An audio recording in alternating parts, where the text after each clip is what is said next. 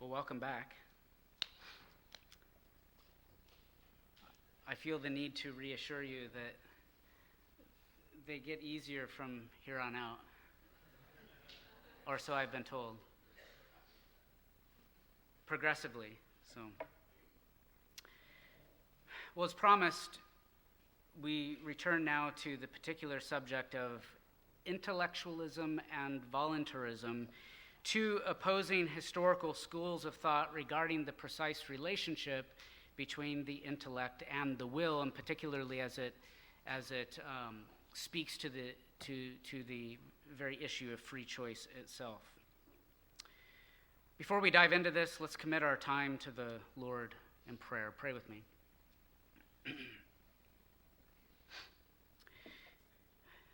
Our Father and our God, we pray that as we can give due consideration to these very difficult things and sometimes very often very abstract concepts and ideas, we pray that you would give to us understanding not only of the things that we are talking about, discussing, and the arguments and things that are presented as such, but give to us even a greater understanding of our own selves, of our own souls and the inner working and of our own experience as we think about the relationship of our will to our intellect, to the choices that we make, and our reasoning biblically or not at times. Help us to understand ourselves a little bit better as we progress through this material. Help us to appreciate and understand the grace of God that has been so wonderfully infused into our hearts by the Holy Spirit and by virtue of Christ. Help us to give glory to him, we pray. Amen. So I've titled this lecture, Intellectualism, Voluntarism, and the Reformed Tradition. As it concerns the medieval sources that influenced the development of Reformed theology in general, Thomas Aquinas and John Duns Scotus are the two most prominent influences, and sometimes very often in very different ways. We've already considered Thomas, and I've already suggested that he cannot be reduced to really either of these trajectories, intellectualism or voluntarism, that we're going to talk about now. But it is accurate to say that Duns Scotus is a voluntarist. And his view is necessary for us to consider if we're to ask the question of where the Reformed tradition falls within these two historical trajectories. And so I aim to show that the Reformed tradition, though clearly more intellectualist than voluntarist, even associating the voluntaristic tendency with Arminians and Pelagians, Socinians, and the like. Even so, the Reformed tradition might be better characterized by Thomas's middle way. This will be my argument. In order to show this, I'll give a brief history of how these two opposing views, intellectualism and voluntarism, came to be historically. We'll spend some time trying to understand the voluntarism of Duns Scotus in particular on its own terms. And this will take the bulk of our time, but we'll conclude with a consideration of where the Reformed tradition generally falls in relation to these issues. Okay, that being said, we need to begin again with our working definition of intellectualism and voluntarism, but as well, let's review even something of our definition of free choice. We've said that freedom or power of acting upon choice requires two things, right? Spontaneity of act and the act of the will, and the contingency of its chosen course of action. So free from a necessity of coercion and of nature. We also said that it involves four things. A field of action that entails more than one possibility, wherein a choice between alternatives is made possible. And then in order to have alternatives to choose between, secondly, there must be an intellect that is simultaneously able to know a thing and its opposite, and able to reason and deliberate about the relative desirability of both alternatives. And then thirdly, in order to freely and contingently choose between the alternatives as they are presented by the intellect, there must also be a will that is not, by any necessity of nature, passively and automatically determined to one course of action by the judgment of the intellect. And that such contingency, then, fourthly, presupposes that the will is an active potency that is to some degree able to move itself or act spontaneously of its own accord. And it is precisely this last statement that was most debated among so-called intellectualists and voluntarists. Intellectualism and voluntarism, therefore, refer to two opposing ways of understanding the relationship, the order of relations between the intellect and the will, or the cognitive and the volitional faculties of the soul, respectively, and more particularly as it relates to the very act of free choice itself. So there are different ways of answering the question regarding what grounds our freedom to choose between alternative possibilities, whether it be the intellect or it be principally the will that grounds our freedom to choose between alternative possibilities, and especially whether and to what extent the will moves itself or is moved by the intellect. It is also important to understand that the difference between these two trajectories is not reducible to a mere emphasis upon one faculty or another. From a certain perspective, Thomas himself emphasizes the role of the intellect, and so some refer to him as an intellectualist. But from another respect, he ascribes a prominent active role to the will, and so some have even argued that he is a voluntarist. That's a stretch, but they have. I would maintain that Thomas fits into neither category when they are carefully defined.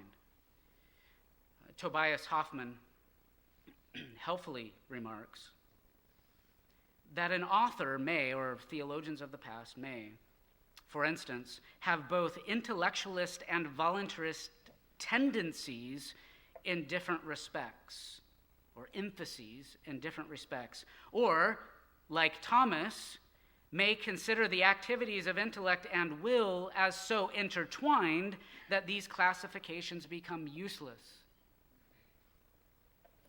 Moreover, intellectualism and voluntarism cannot be reduced to the issue of whether the intellect or the will have priority in the order of operation, because most everyone agrees that the intellect has a certain kind of priority.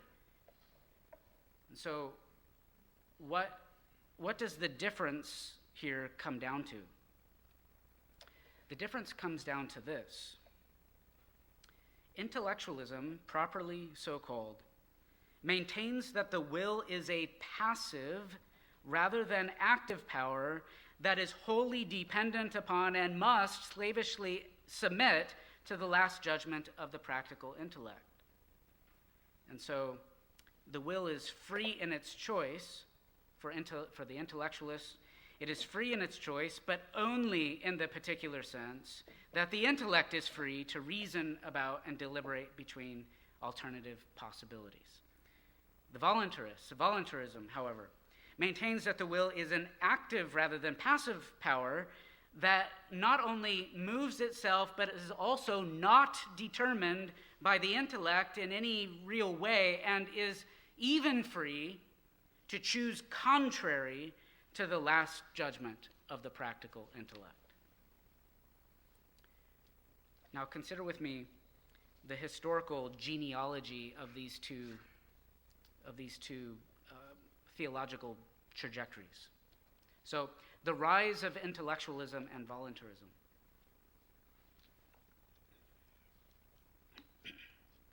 These two divergent views, opposing views, arose at a time when the debates over how to articulate the relation of the intellect to the will in relation to human agency in particular was at an all-time high. So from the late, let's say, 1260s to the early 1300s. So before the 1270s, and just as a reference point here, Thomas died in 1274, whereas Scotus was of the next generation and he died in 1308. But before the 1270s, the discussion revolved around liberum arbitrium, in other words, free choice. And most agreed with Peter Lombard's formula that free choice is a, quote, power of reason and will. In other words, in some way, a joint act of both the intellect and the will, as we saw in Thomas, though Thomas works it out in a very precise way. Lombard believed that he got this view, inherited this view from Augustine, at least in its general form. So the focus was on liberum arbitrium, free choice, as a joint act of intellect and will. But at some point in the late 1270s, the discussion narrowed and became revolved around voluntas libera, the freedom of the will itself. And so the focus then became more narrowly upon the will itself. And the focus increasingly became whether the intellect or the will itself is ultimately responsible for man's freedom to choose. In the year 1277, a series of condemnations were published by Stephen Tempier, I think.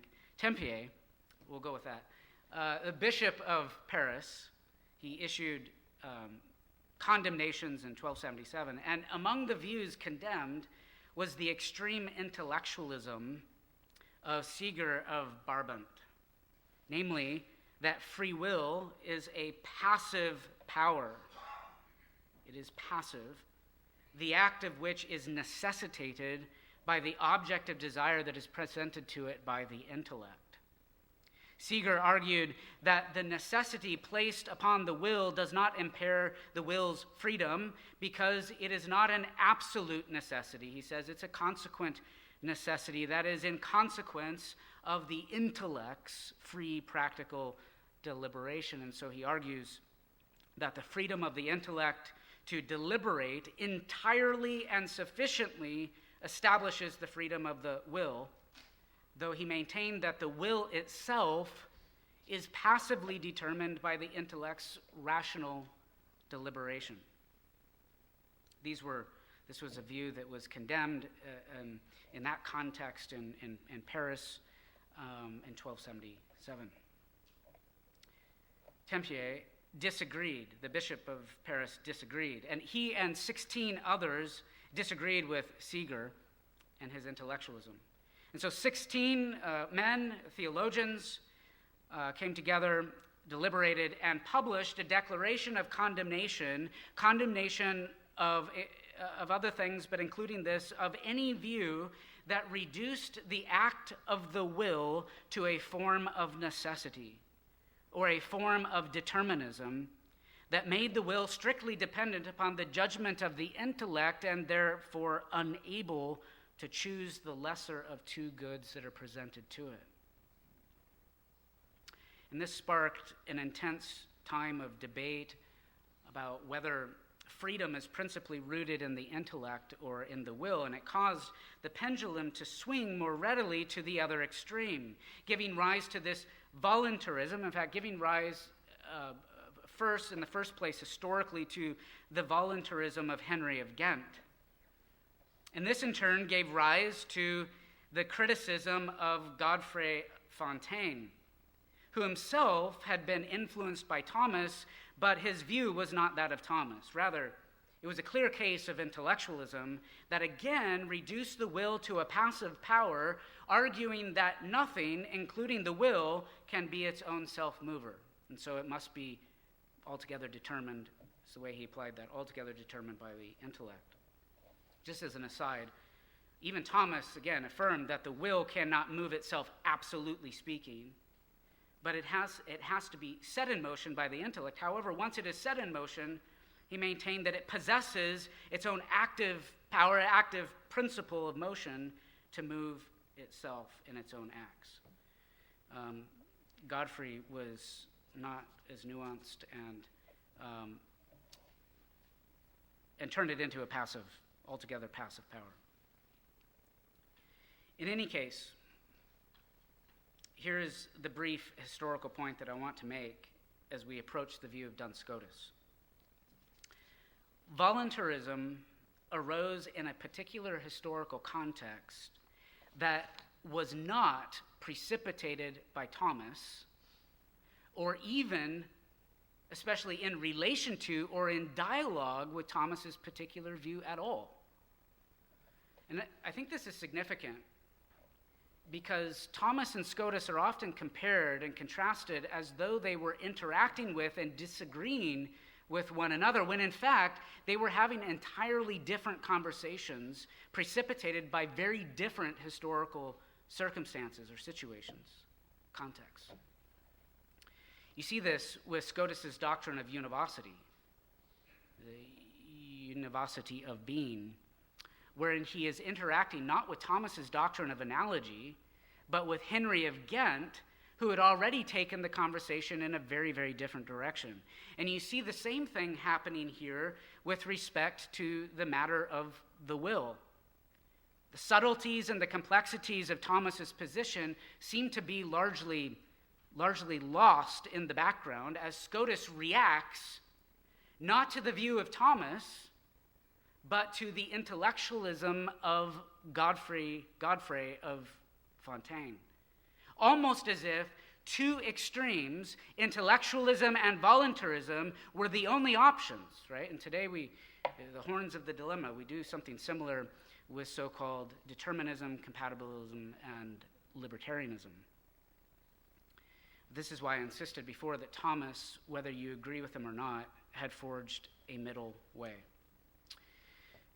But such was the historical context, a sort of swinging of the pendulum, out of which Duns Scotus developed his voluntaristic understanding of free will. So consider with me John Duns Scotus. We said that Scotus is principally responding to Godfrey of Fontaine. His concern, Scotus's concern, and probably rightly so, is that if the will is merely and passively determined by the practical intellect to its course of action, then the acts of the will are reducible to a necessary act of nature, wherein it becomes the nature of the will to act of necessity in submission to the determination of the intellect. Thus, the act of the will itself would be natural and irrational rather than issuing forth from a free and rational choice. Whatever may be said of the freedom of the intellect, the will itself would not be truly open to alternative effects or have the spontaneous power of choice, but would be necessitated to act a certain way according to the dictates of the intellect. This is Scotus's concern as he reacts to the intellectualism of Godfrey. This leads Scotus to some truly innovative conclusions. He begins to reconsider Aristotle's criteria for what distinguishes an irrational, natural power from a truly rational power. Now, Scotus was meditating upon a portion of text found in Book 10, Chapter 2 of Aristotle's Metaphysics, but it reads like this.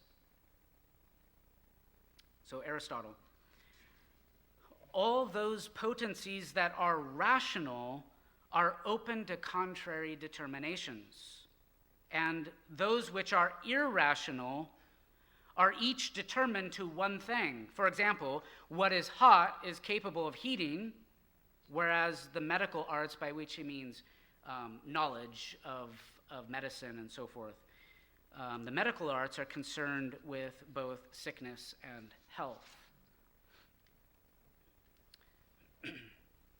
Aristotle is here identifying that by which an irrational or natural power or potency can be distinguished from those that are rational, free and rational, those that are capable of acting rationally from those that act without reason by a necessity of nature. And the specific difference, according to Aristotle, is that a rational potency is open to opposites. It's open to alternative determinations, to make a choice between things. Whereas an irrational potency is one that is determined by nature or by natural instinct to one act, only one effect. So to use Aristotle's examples, right? Heat will, by its very nature, affect warmth. Heat, something hot, will by its very nature warm, and only warm, such that it would be against its nature of heat to cause coldness, much less to choose, right, between causing coldness or warmth. However, rational potencies are capable of alternative acts and effects. Aristotle uses the example of medical knowledge and the way such rational knowledge of the body and of medicine and illnesses and so forth can be used for more than one sort of outcome. Bernard Lonergan explains this. He says, "What is hot heats, what is cold cools, but the doctor may kill or cure, for the same knowledge may be the cause of both. Still, the doctor cannot both kill and cure the same patient with respect to the same illness. Hence, knowledge as a cause implies the intervention of another factor that selects between alternatives, whether the doctor will heal or cure or kill, right? And so he says, for more than one possible practical, this other factor is the choice, right? Making a choice between these alternatives. How to use that knowledge. By the same rational knowledge, then, the doctor knows both a thing and its opposite, the thing and its privation, both A and not A, health and sickness, and is therefore able by the same rational power to use such knowledge for more than one possible outcome, more than one possible effect, practical outcome. So a natural power is such that it is determined, a natural power is such that it is determined by nature to only one act and one effect, whereas a rational power is such that is determined it is such that is open, let's say, it is open to contrary alternative determinations. Scotus takes this distinction to an extreme, and he concludes from Aristotle's definition, or rather his understanding of Aristotle's definition, that a rational power cannot in any way then be determined by a natural orientation or tendency. Scotus doesn't seem to make the kind of distinction here that Thomas makes between will and free will, or its ultimate end and the particular means toward that end. Remember, Thomas maintained that the will as will naturally desires goodness itself as its universal object and ultimate end, and is therefore naturally and necessarily ordered to the good. Whereas the will as free will remains appetitively indeterminate and open with respect to the particular goods that are merely potential but not necessary means to that end.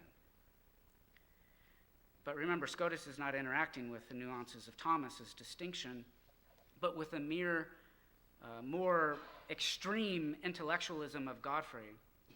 And he fears that if the will be determined in any respect by nature, then it will necessarily be determined to one thing and not another. and therefore cannot be rational according to Aristotle's definition.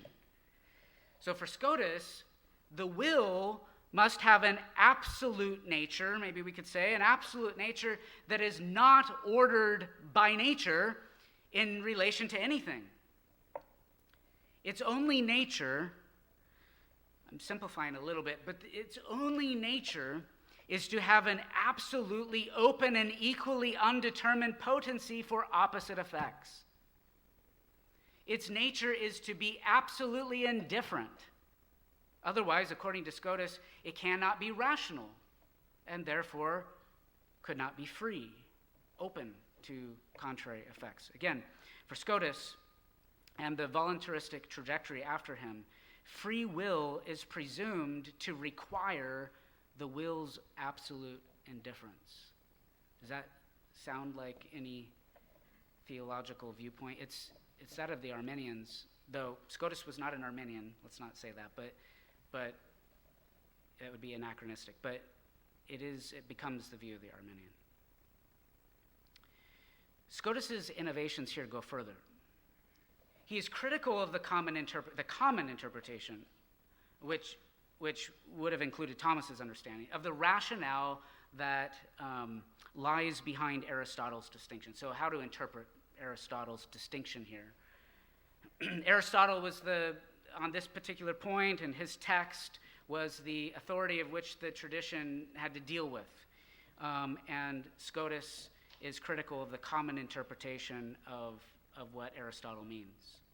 So it was commonly said that Aristotle's rationale seems to rest upon his rationale of how to distinguish a rational act from a necessary or act of nature, right? An irrational act. It was commonly said that his rationale seemed to rest upon an argument concerning formal causality. We've already said something about this in relation to Aquinas. In non-rational creatures, the principle of motion flows from their natural form. In other words, what is hot heats. What they are by nature determines what they do and how they act. And since contrary forms cannot exist in the same subject without a change of nature in non-rational creatures, then non-rational things cannot produce contrary effects. A cause cannot give what it does not have. However, in rational creatures with rational powers, the situation is formally different. Whereas the motion or change of non-rational creatures is limited by their natural form, rational creatures, as we said, have the rational power to and have the intellectual ability by this process called abstraction to possess in the knowing mind the intellectual form of both a thing and its opposite, health and sickness, for example. And so Aristotle's rationale for why rational potencies are uniquely open to opposite effects seems to rest upon an argument concerning formal causality. An agent that acts with reason, being intellectually informed with respect to a thing and its opposite, is thereby uniquely capable of bringing about contrary effects. Once again, this means that just as our intellectual desires are grounded upon intellectual apprehensions, so also the rationality and freedom of the will is grounded upon the rationality and the freedom of the intellect. We saw this in Aquinas, the intellect and its ability to present formally distinct objects to the will, formally distinct objects which the will can then form its choice. This was Thomas's view. Duns Scotus, however, finds this common interpretation of Aristotle's reasoning wholly inadequate. His primary objection is that this interpretation would appear to imply that the intellect is the only truly rational power of the soul, inasmuch as it alone concerns the formal knowledge of opposites. And he thinks that this would in fact, reduce the will to the category of a natural or non-rational power, and therefore would not be free, according to Aristotle's definition. So this is untenable for Scotus, because intellectual knowledge alone does not possess the potency to produce anything, much less opposite effects. That is, not until it is actually determined to one or another effect by the choice of the will. And therefore, he says, it is the will and not the intellect that is ultimately rational and free. Still wanting to claim Aristotle as an authority, Scotus argues that this is what Aristotle really means.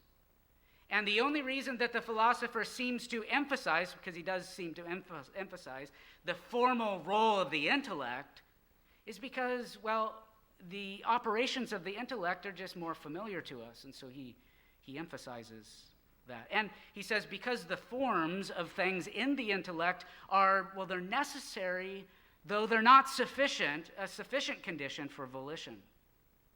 But ultimately, he says, Aristotle must be referring properly to the will as rational and not the intellect as the primary rational power of the soul, because it alone has the power of choice that is actually open to opposites. Again,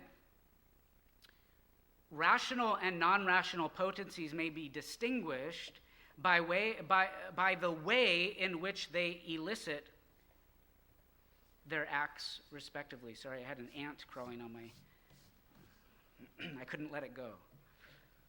Let me say that again. Rational and non-rational potencies may be distinguished by the way in which they elicit their acts respectively, so that the non-rational powers are determined by nature and rational powers are not. This, he says, only truly belongs to the will. Listen to Scotus. For either, one, a potency is by its own nature determined to act, so far as it concerns... Let me start over. A potency is by its own nature determined to act, so that, so far as itself is concerned, it cannot fail to act when not impeded from without.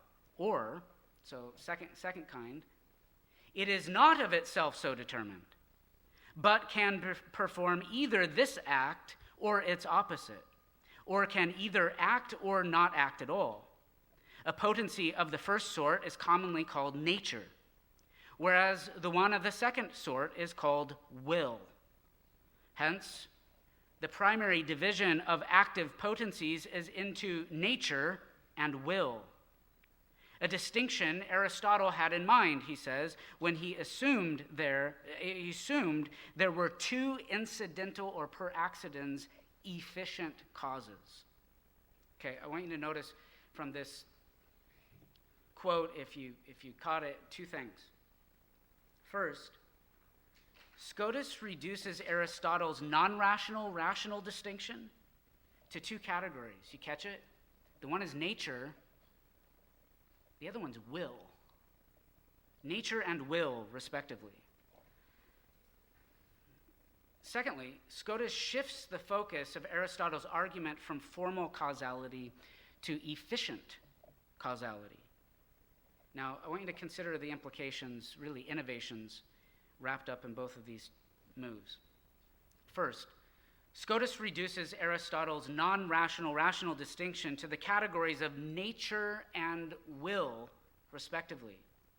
And by reducing all rational potencies to the category of the will and all else to nature, a curious implication and conclusion develops here, namely that the intellect falls under Scotus's category of nature or non-rational potencies. And in fact, this is not lost on Scotus. It's embraced by him when he says, intellect is determined by nature to understand. and does not have in its power to both understand and not understand, or, as regards propositional knowledge, where contrary acts are possible, it does not have the power to both assent and dissent. Let's see if we can unpack this a little bit. He's saying that although the intellect may indeed possess a knowledge of opposites, it is not thereby open to opposite effects apart from the will determining it to one thing or another. And moreover, he says, the intellect cannot understand and not understand the way that the will can will and not will. And Scotus maintains the intellect does not have the power to assent and not dissent to the truth the way that the will has the power to accept or refuse the things that are presented to it. And therefore, the intellect is not a truly rational power like the will, but simply acts according to a necessity of nature. Again, Scotus is missing Thomas's distinction between the necessary assent of the intellect as it regards first principles and reason's freedom with respect to the particular conclusions and deductions drawn from those principles. But he's not interacting with Thomas, not in any significant, meaningful way here. In any event, the conclusion Scotus comes to is that the will is the only truly rational power of the soul, properly understood. In fact, he says this: the intellect is rational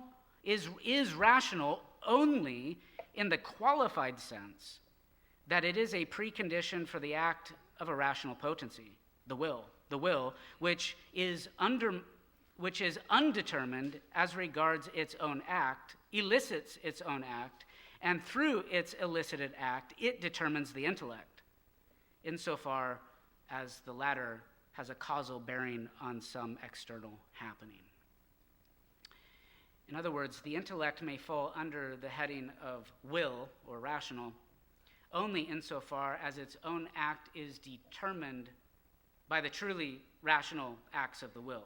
And so he concludes, if rational is understood to mean with reason, then the will alone is properly rational, as it alone truly has to do with opposites, both with regard to its own act and with regard to the acts it controls.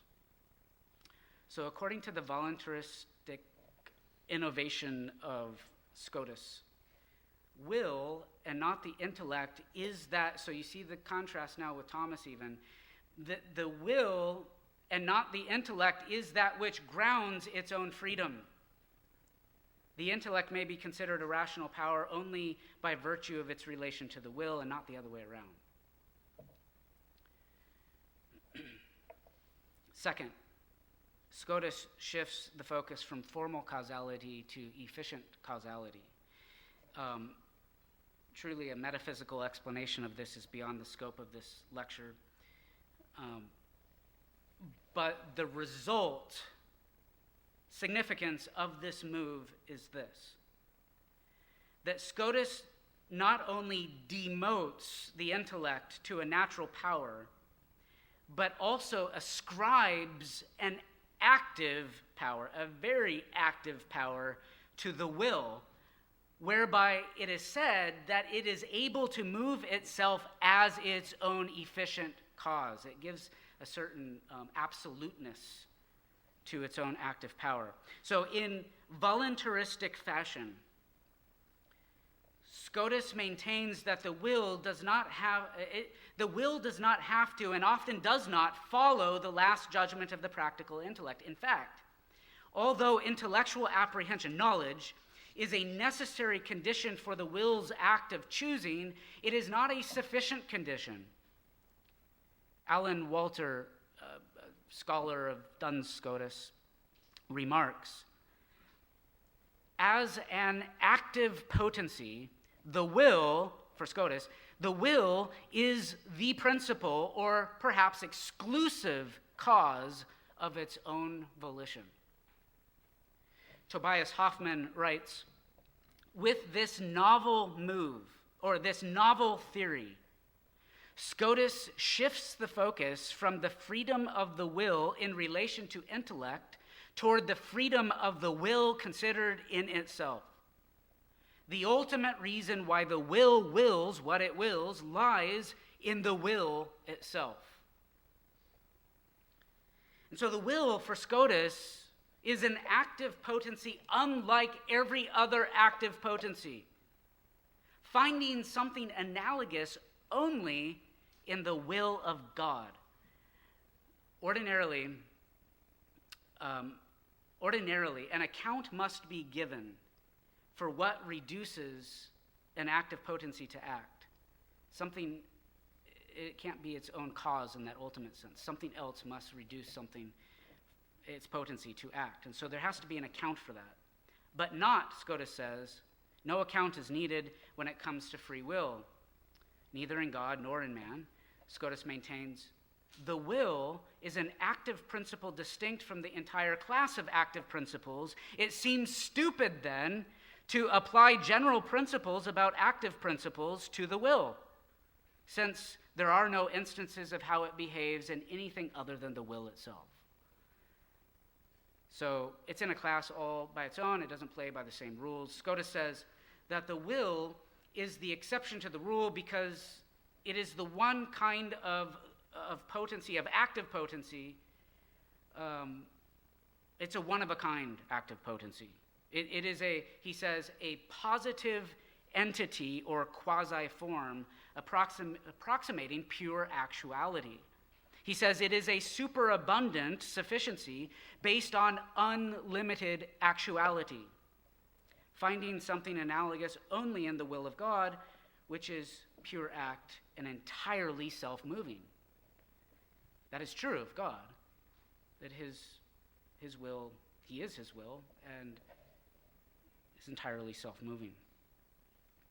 However, as a matter of criticism here, it should be pointed out that at the very point at which Scotus desires to draw an analogy with the absolute self-motion of the divine will, just as God's will is entirely self-moved, the human will is self-moved. That's an analogy. And there's no other thing in creation like it. The only analogy is the divine will. But at that very point at which Scotus desires to draw an analogy with that absolute self-motion of the divine will may in fact be the exact point at which God's will is most unlike our will.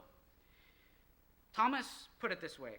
So Thomas, by way of contrast, says, a will of which the principal object is a good outside of itself must be moved by another. But the object of the divine will is his own goodness, which is his essence. Hence, since the will of God is his essence, it is not moved by another than itself, but by itself alone. Think about what he's saying. God himself as his own goodness, is the object of his own will, and therefore he is not moved or set in motion by another. But this is precisely where God is God and we are not. This is precisely where God is unique and where the analogy to our will breaks down. Because the ultimate good or the ultimate object of our will is a goodness that is outside of ourselves. Our will, contrary to Scotus, must necessarily be set in motion then by a good outside of ourselves before it is able to move itself. And this other, this outside of us, must be the goodness of things presented to our will by the intellect. And yet for Thomas, this does not require, as Scotus fears, this does not require that we hold to an intellectualist or determinist interpretation. As we've seen, there is a way to understand free choice that consists of a joint act of both the intellect and the will, such that both determine the other in a certain respect, and yet are simultaneously the spontaneous principle of their own acts, intellect and will, respectively. Okay, in the time we have left,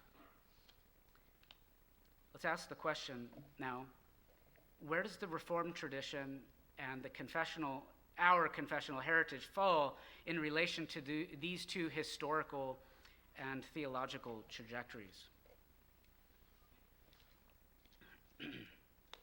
For many years, the narrative on this particular question, the narrative among historians had been that the Protestant Reformation arose from the nominalist and voluntarist, especially Scotistic, roots of the late Middle Ages. This so-called genealogy of modernity is still prevalent within the radical orthodoxy movement and the narrative promulgated ad nauseum by John Milbank.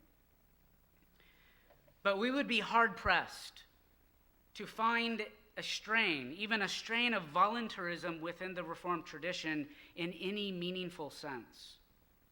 Instead, the Reformed consistently argued that the voluntarists of their day were the Arminians and the Socinians, not to mention the Papists at the time of the Reformation.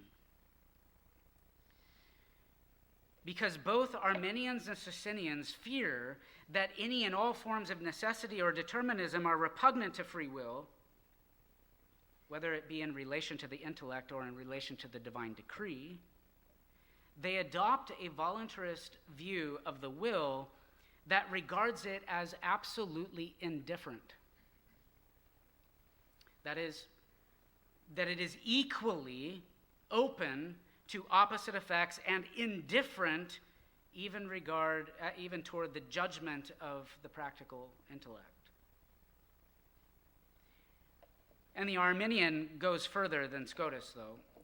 They go further in a libertarian direction by also regarding the will as absolutely independent with respect to the divine will, so as to go even further in making the will, the human will, the autonomous master of its own acts. And as such, the Reformed tradition is no more voluntaristic than it is Arminian or Socinian. But if we are merely speaking about, let's say, certain tendencies or certain emphases on the one side or the other, intellect or will, intellectualism or voluntarism, it could be said that the Reformed tradition tends in an intellectualist direction in the same way that we might justly speak of the intellectualistic tendencies of someone like Thomas. So you'll read, for instance, in our own Nehemiah Cox. He gives an intellectualist emphasis in the very brief, not elaborated upon, just very brief remarks that he makes in his Vindiciae Veritatis. He writes, "This liberty of man's free will, this liberty consists in a rational spontaneity. He, that is man, acts freely, that is under no coaction, but does what the last and practical judgment of his own understanding dictates to him." Without saying more and not perhaps reading him here in context of other broader statements within our own tradition, you might say, well, that sounds like intellectualism. It's certainly not voluntarism. I would suggest it's just he just doesn't elaborate. We should be rather wary of claims of intellectualism in our tradition in the narrow and proper sense as something akin to modern-day determinism or compatibilism, where the will is passive and either has no self-determining power of its own or is reduced to morally necessitated acts without coercion. Historically, we tend to find among the Reformed tradition the sort of middle way, or I would argue, the sort of middle way that was characteristic of Thomas. Whereas the intellectualist grounds freedom in the intellect and reduces the will to an act of nature, the voluntarist grounds freedom in the will and reduces the intellect to an act of nature.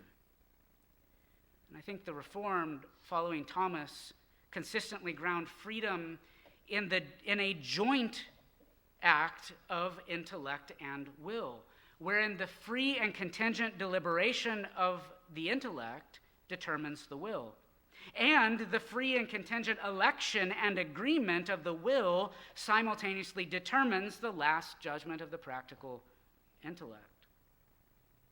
And so, not only would it be wholly inaccurate to reduce the Reformed tradition to voluntarism, I would maintain that it is misleading and inadequate to reduce it to intellectualism or even a form of determinism. I'm convinced, for instance, that this was Zanke's understanding, who actually cites Thomas, when he locates the act of free choice in a mutual concurrence between the deliberation of the intellect in presenting a choice and the good pleasure of the will in freely choosing. Another example would be Petrus von Maastricht. Free choice, he says, is a power of the intellect and the will. The intellect judges and shows the will what is good, and the will decides upon and commands what it is shown in a relatively indeterminate and contingent way. Earlier on in his third volume, I believe it is, I'm looking at my footnotes, his third volume, earlier on in his third volume, he echoes Thomas's distinction between will as will and will as free will. He says this: the will is the power of desiring or rejecting the good or evil, which is occupied with regard to an end necessarily, and with regard to means indifferently, at least by its nature. From both the faculty of perceiving and of desiring arises then free choice, which is nothing other than the power of acting from counsel or rational complacency. And even more plainly, he says a little later in the same volume, against the Cartesian novelties of modernity, he says, free choice, which until now, according to all, was simultaneously in the intellect and the will. Von Maastricht says here that according to all, I interpret him to be saying that according to all within the Reformed tradition, maybe he's actually looking even further back, but at least perhaps within the Reformed tradition, free choice simultaneously consists of an act of the intellect and an act of the will. He then proceeds to show that the will does not follow the judgment of the intellect slavishly or passively. Otherwise, he says, there would be no intelligible sense in which to speak of its depravity, much less of its renewal. It just does what the intellect says. He says, no, it actually has a mind of its own. It is and may be depraved and need to be renewed. Nor could we speak of its we could speak of willful presumptuous sins in contrast to mere sins of ignorance, if it just slavishly follows the intellect. Samuel Rutherford makes similar observations when he says, if the last judgment of the understanding necessarily and of itself determined the will, grace would become mere suasion. Nor would any internal grace be necessary to cure the will, to remove the darkness of the mind and instruct it in what is ignorant. Let me read that sentence again. To remove the darkness of the mind and instruct it in what it is ignorant of would be sufficient. The will must be renewed, that it may choose the greatest good. Nor doth it follow from the wills following the last practical judgment that the understanding only needs to be sanctified and not the will, since this last practical judgment is the work of the will. In fact, in its corrupted state, the will often acts against the intellect's better judgment. And yet, in the end, it never acts without judgment or without some practical rationalization which it finds agreeable given its particular moral propensity. So, out of time, so by way of conclusion, we've considered a brief history of how intellectualism and voluntarism arose in the late 13th century, focusing especially upon the voluntarism of Duns Scotus, and we briefly considered where our own confessional tradition falls in relation to these things. It was my aim to show that the Reformed tradition, though clearly more intellectualist than voluntarist, such that a voluntaristic tendency, in fact, tended to be associated with the Remonstrants, the Arminians, and the Socinians and the like. Even so, the Reformed tradition might be better described according to Thomas's middle way, that continues to view free choice as a simultaneous act of both the intellect and the will, wherein the intellect moves the will to move itself, or determines the will in the very act whereby it determines itself.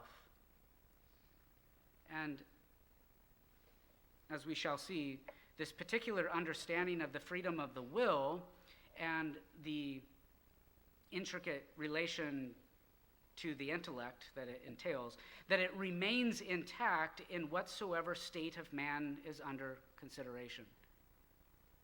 But in addition to this natural freedom of the will, there is a moral consideration to be had here as well concerning the habits of the will that incline it to order or disorder even its appetites in one way or another. And it's to that additional aspect of freedom that we will turn our attention in the very last lecture. Thank you.